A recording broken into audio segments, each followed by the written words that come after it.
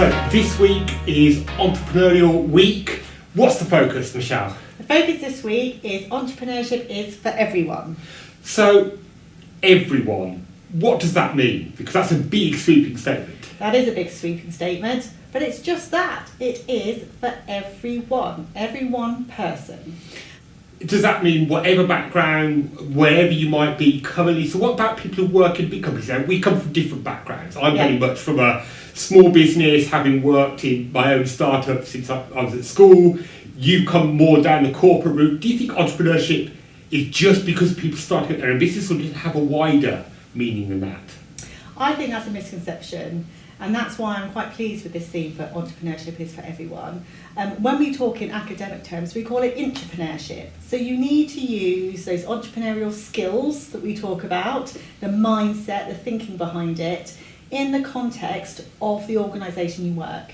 And it doesn't matter whether it's a small organisation or a large organisation or anything in between, it is important that we apply those skills and that mindset to solving problems. Yeah, and we were chatting to some of the students earlier about what they think about entrepreneurship being for everyone. Differing views and on that. Personally, I feel like entrepreneurship may not be for everyone due to the different skills required. It may differ with different people, such as different leadership skills, communication skills. Some people may have anxiety.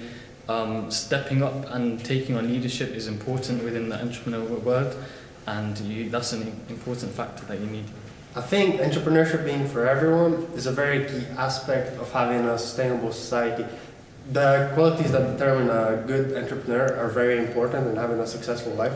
For example, determination, hard working, punctuality. Those skills are key in being successful in life. Having a high network can influence your business, your network, your sales, everything. So if you don't really have a good network and you're not really well known out there, it can be quite difficult. And having a good network, you can get into contact with other people to promote your businesses. I think a big challenge is the fact that many people in their younger days are not taught the qualities that are very required from an entrepreneur. For example, little children in schools, they will have anxiety, they won't be able to talk to people, they will have trouble networking. I think this can make it difficult for them in the future to build relations and potential businesses. That reflection from students about entrepreneurship, there are some barriers to entrepreneurship as well. What do you see as some of the barriers to entrepreneurship? I think some of those barriers can be perception in regards to it might be too difficult, I don't know where to start, I'm not creative enough, I don't have an idea. That's all internal, and you can manage that yourself. But there are some real barriers out there in the real world to starting a business, or even if you're in an organisation, getting approvals to drive efficiency, to make things better, to do things in a different way. And I think very much, for example, taking barriers around finance is a classic one that we see in the press currently in regards to businesses as a whole. Where do you start with that? Absolutely, and I know from research I've done with my role in Federation of Small Businesses that female entrepreneurs and people from ethnic minorities really struggle with the access to finance challenge in starting up a business or growing a business. One of the things the students mentioned was the importance of networking within entrepreneurialism and starting a business. Your reflections on that, because I know this is a topic that's close to your heart as well. It is. Network is everything in regards to business, but also your social life and your well-being as well. We mustn't forget that, and particularly when you're starting on an entrepreneurial journey or just starting a new role, maybe starting your career for the first time. That is a support network as well. It's people to bounce ideas off, it's people to signpost you to how to do things, where to find help. For example, Federation of Small Business, I know, provides a lot of guidance and support to individuals about where to go to access suitable finance for them. And it's important to seek that out.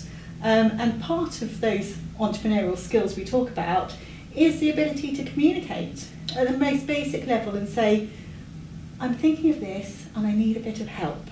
Absolutely, and when you start a business, especially if you've come from the corporate world previously, you've had all of that support network around you. You've had an HR department, you've had a legal Yes. department, all of those sort of things. And then suddenly you're on your own, maybe 2 or 3 people that joined with you for the startup. Having that network so valuable because it gives you that wider group of people to go to say, I've got run into this challenge in my business, but I don't quite know what to do. Don't have a legal department anymore. Can you just give me some pointers, or maybe recommend somebody to talk to? So yeah, network is all important. So if you were starting up a business today, Michele, what would be your, or somebody came to you, one of the students came to you and said, I want to start up a business.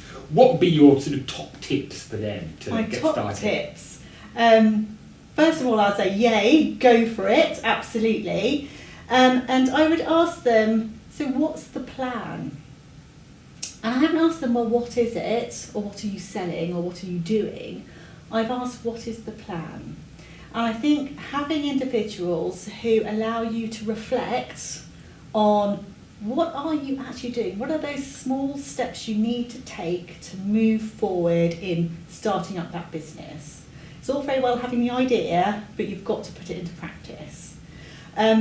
And actually, it's about asking them, well, what are you doing, or what do you want to do? It's only when someone, again, coming back to communication, you share, what you're doing and some of the barriers that you see already, that people then can help you. And it's amazing if you ask those questions, how open individuals are to sharing their network and to helping you to get to where you need to be. So it's not really about telling, because everyone's on their own journey, I think. Mm-hmm. And but it's nice to be able to walk with them for some of that journey. And it's amazing how many people, and I love to see it within my network myself, who are so encouraging, even if it's just sharing their experience and knowledge of how they've gone about it, to some practical help, maybe on marketing and communication, or how to access social media platforms to promote your business, whatever that might be. But these little snippets that you can give an individual, but then it's for the individual, I would say, to harness that, appreciate it, and also continue that engagement. That's very important. Absolutely. And we're here at Coventry University. We're both involved in teaching students about entrepreneurialism and entrepreneurship journeys.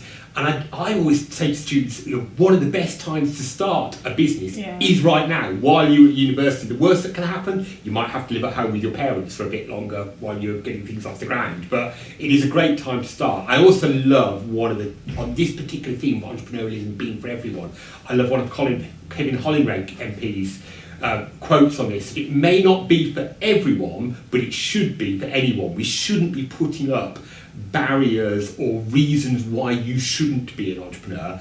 Anyone should have that opportunity, and it may not be that everybody wants to start their own business, but we should never be preventing anybody, should we?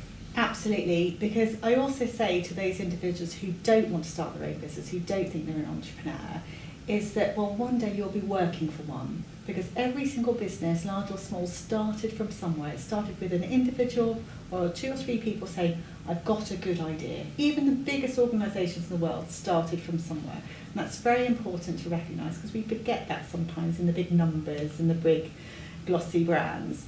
But also, going back to your point about time to start a business at university, I also agree with this.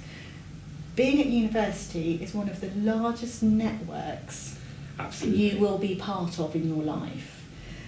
It's a global reach, regardless of what university you go to, with people with all different interests, disciplines and expertise. That is the time to harness those new networks and see what they can do for you. Absolutely. So great point to end on there.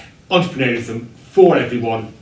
It's time to be an entrepreneur, that's your choice, but go out there and Go and do it. harness those entrepreneurial traits. Yeah. Thank you very much for the chat.